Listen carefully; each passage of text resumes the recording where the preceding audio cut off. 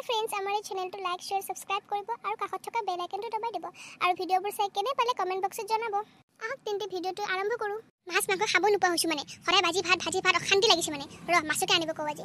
অৰে শুনকচোন অকমান এই পিনে কি হল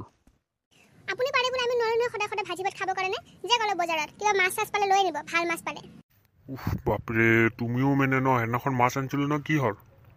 নাথাকে ঘৰখনত মাছ আছে একোৱে নাথাকে ঠিক আছে ৰবা মই যা আছো বজাৰলৈ আরে লো বড়িয়া মাছ এবার খালে খাই থাকব লাগব ইমান বড়িয়া মাছ আহক আহক রাইজ আহক মাছটো লোকেল নেকি লোকেল মানে গেহরা লোকেল এড্রেস দি দে নালাই নালে তোর ঘর পাই যাব গো টেনশন নলবি ভাই ঠিক আছে মাছটো ললে তো কাটি বেছি দিবি না মাছটো